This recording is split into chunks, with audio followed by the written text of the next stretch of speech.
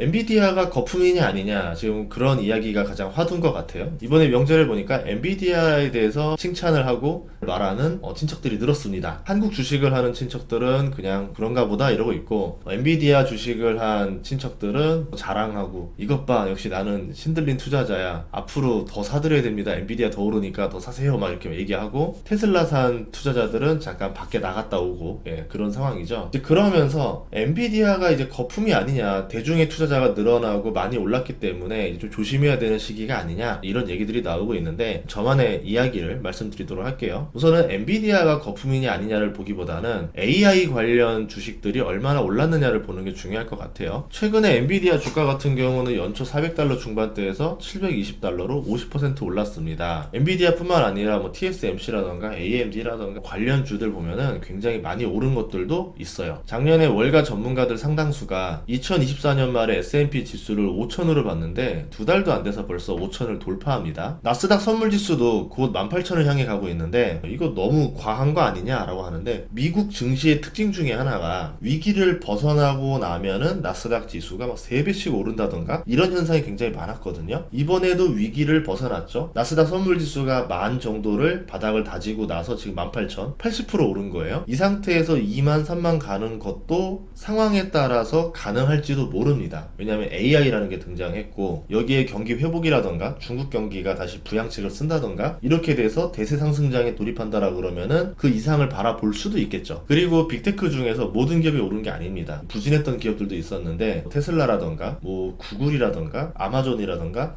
상대적으로 좀 덜 올라 보이는 것들도 있거든요. 여기까지 만약에 참전을 하게 되면은 2만도 돌파할 수도 있지 않을까. 그렇게 됐을 때는 다시 대세 상승장이 되면서 사람들이 뛰어들겠죠. 여기다 이제 코인 가격도 다시 오르기 시작했는데, 코인 가격이 오르면은 또 기술주 랠리에 영향을 줄 수밖에 없거든요. 반도체라던가 그래픽카드라던가 이런 것들이 맞물리면서 광기의 상황이 한번 벌어질 수도 있겠죠. 뉴턴이 말했던 대로 광기는 예측하기가 어렵습니다. 그래서 내 기준에서 18,000이 고평가야 아니냐라고 판단하기보다는 지금 시장의 흐름이 어떻게 가고 있는지를 보면서 판단하는 것도 좋다. 근데 시간이 지나면 지날수록 AI 거품에 대한 이야기는 계속 나올 겁니다. 이거를 맞출 거다 아니다가 중요한 게 아니라, 그러면 왜 이렇게 상승하고 있고 원인을 파악해야 되겠죠. 과거에는 이렇게 상승할 때 어떤 사례들이 있었고, 투자 전략을 어떻게 가져갈 때 내가 가장 유리할 것인가, 세 가지를 포인트로 봐야 되는 거지, 거품이야 떨어질 거야 아니야 계속 오를 거야, 이런 의미 없는 대화는 나에게 도움이 안 됩니다. 첫 번째로 미국 증시는 무엇 때문에 올랐는지 한번 보도록 할게요. 3개월 동안 미국 증시 상승률을 보면요,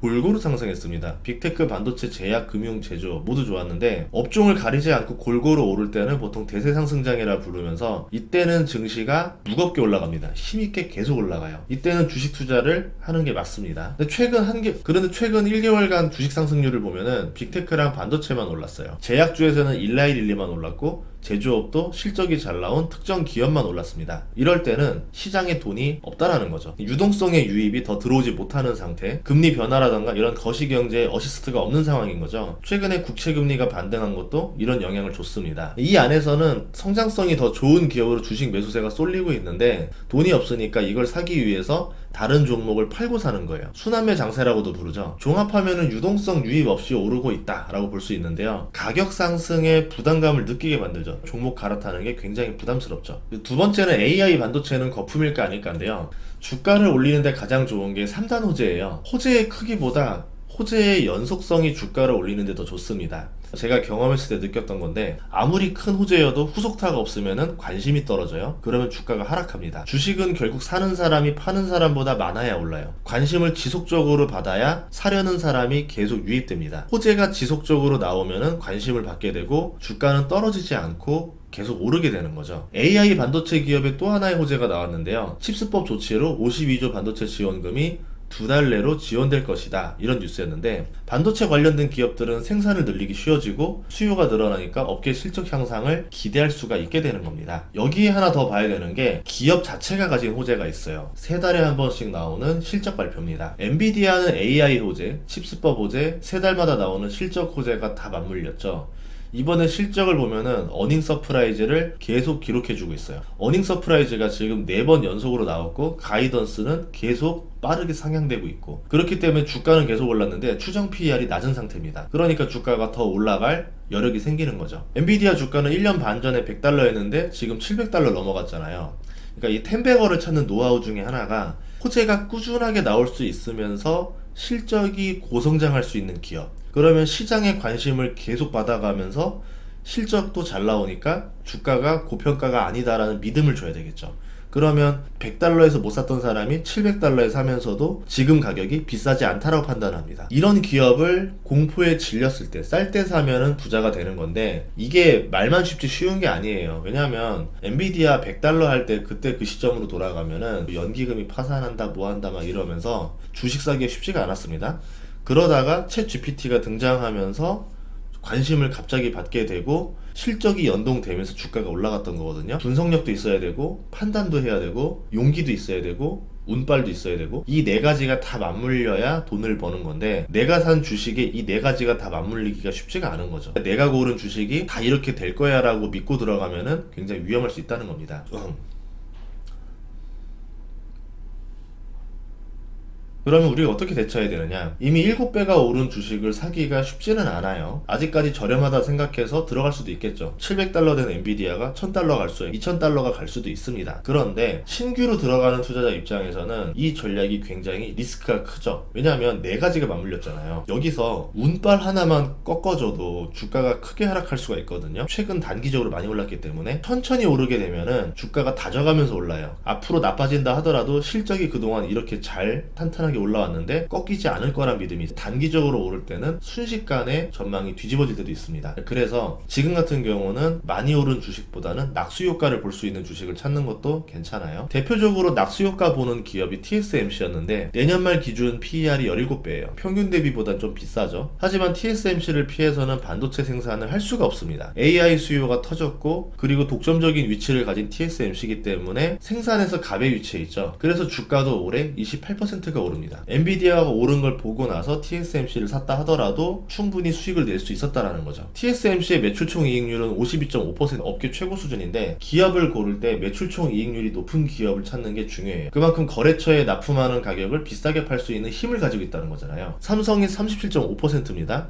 글로벌 파운드리가 31.5%예요. 경쟁사 대비 비싸게 수주를 받고 있다. 예상 순이익도요 3분기부터 급등할 거로 추정하고 있어요. 그러면서 주가가 6개월 선반영을 했고 올 초부터 오르기 시작했습니다. 만약에 실적이 이렇게 계속 올라간다고 하면은 TSMC 주가도 엔비디아처럼 2단 상승, 3단 상승 계속 갈 수도 있겠죠. 반면에 삼성전자랑 SK하이닉스는 올해 오르지 못했는데 두 기업은 메모리에서 독점을 가지고 있어요. 삼성은 파운드리에서 수주 기대감도 가지고 있습니다. 만약에 삼성과 하이닉스 둘 다 매출총 이익률이 증가하는 호재를 가져온다면은 TSMC만큼 주가 상승을 기대해 볼 수 있는데, 디램 가격이 반등을 하고 있는 추세거든요. 여기서 생산의 확장이라는 뉴스만 나오게 되면은 한 번 더 상승할 수 있는 기대감이 나오겠죠. 그럼 1단 상승 동력이 AI라고 보고 2단 상승이 칩스법이라고 보고 3단 상승의 추진 동력이 무엇이 될 수 있을까? 비전 프로가 될 수도 있다라고 봐요. 공간 컴퓨팅이라는 새로운 시대가 열릴 수도 있는데 당장은 아닐 수도 있습니다. 근데 기대감은 먼저 올 수 있으니까. 과거의 제품들은 게임과 특수한 어플을 구동하기 위해서였다면은 애플이 나서고 나서는 스마트폰에서 공간 컴퓨팅으로 일반적인 생활의 프로그램들을 다 이동할 수도 있다 라고 볼 수 있거든요. 지금은 초기 제품이니까 좀 발달을 더 해야 될 것 같아요. 점차 발달한다면 수요가 발생할 수 있고 첨단 반도체 수요도 같이 늘어나게 되는 계기가 될 거다라고 보고 있습니다. 그래서 다음번에 투자한다면은 비전 프로 관련주를 잘 찾아보는 것도 중요할 것 같아요. 아직까지는 사람들이 비전 프로만 보고 있고 관련주에 대해서 잘 생각 못하고 있는데 충분히 수혜받을 만한 기업이 있거든요. 비전 프로 2가 나왔을 때 어떤 것들이 개선이 될 거고 트렌드가 바뀌고 어떤 수요들이 더 증가할 수 있을 것인가, 이렇게 생각하면 좋겠습니다. 증시에 남은 악재도 하나 있는데 그게 중국입니다. 좀처럼 경제가 회복될 기미가 안 보이고 있어요. 경제가 회복되지 않는 이유는 중국은 다른 국가와 접근법이 다르기 때문에 문제인데요. 중국은요, 노력하면은 원하는 경제 성장률을 찍을 수가 있는 국가입니다. 올해 5.5? 그럼 5.5를 만들 수가 있어요. 다른 나라에서 말도 안 되는 일을 해내긴 합니다. 그동안 경제를 살릴 적극적인 의지가 없었다라는 거죠. 그럼 도대체 왜 그런 선택을 했는지에 대해서 우리가 고민을 해봐야 됩니다. 작년에 발표했던 GDP 성장률은 수치 조작에 대한 의심을 받고 있어요. 실질적으로는 2%,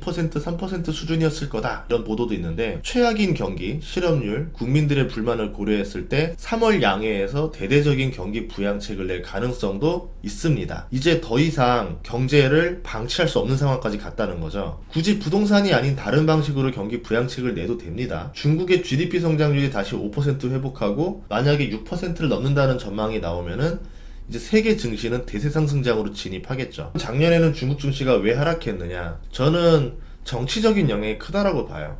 23년에 고품질 발전이라는 언급을 평소 대비 2배 이상 했습니다. 이 표현을 전문가들은 애매모호하다 말을 하는데, 당장 경제 발전에 저해되어도 미래를 위해 좋으면은 고품질 발전이라고 부를 수 있다라는 거예요. 예를 들어서 탄소 배출을 줄이는 친환경 산업을 고품질 발전이라 말할 수 있습니다. 그러면 경제 성장률이 나빠져도 고품질 발전을 추구했으니까 문책을 피할 수가 있겠죠. 즉, 고품질 발전은 경제 슬로건보다는 정치 슬로건이다. 작년에 중국 증시가 큰 하락을 했는데 그것도 경제보다는 정치에 방점을 두었기 때문이다라 보는 겁니다. 올해 3월달 양해에서 경제를 살리겠다는 현실적인 발언이 있다면 중국 증시는 반등할 수도 있다라 봐요.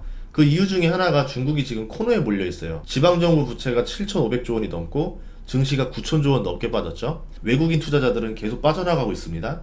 부양책을 통해서 기업 투자를 늘리고 고용을 늘리고 부동산을 살리는 전략으로 가야지만 선순환으로 빠져나올 수가 있어요. 수출을 뚫으려면 미국과 딜도 해야 됩니다. 만약에 중국이 현실을 직시하고 경제성장을 최우선으로 둔다면 중국의 특성상 필요보다 과하게 부양책을 동원할 가능성도 있다고 봐요. 그리고 부동산보다는 증시를 통해서 기업을 지원하고 투자와 고용을 늘려서 소비를 진작시키는 전략을 쓰지 않을까, 이렇게 예상을 해보는데요. 그러면 중국 증시는 지금 저렴한 바닥이 되겠죠. 하지만 몇 년 전 대비 반토막난 지수를 보면서 뛰어들기가 무섭습니다. 이럴 때 쓸 수 있는 전략이 소액으로 분할 매수하는 전략이에요. 전체 포트에서 10% 넘지 않는 비중으로 투자하는 방법인데, 만약에 홍콩 H지수가 여기서 반토막이 또 난다면은 중국이 망했다는 뜻이거든요. 그러면 그렇다 하더라도 전체 계좌에서 제 손실은 5%밖에 안 되니까 한번 시도해 볼 만한 투자가 될 수도 있겠죠. 결론을 내보면은 지금 상황에서는 더 올라갈 요소들도 있고요. 과거에 수많은 사례들이 있듯이 낙관적인 전망이 늘어날 때는 주의는 해야 된다. 그래서 많이 오른 주식을 사기보다는 다음번에 많이 오를 수 있는 주식을 사던가, 아니면 AI라는 상승이 몇 년은 갈 수 있는 큰 상승이라 보면은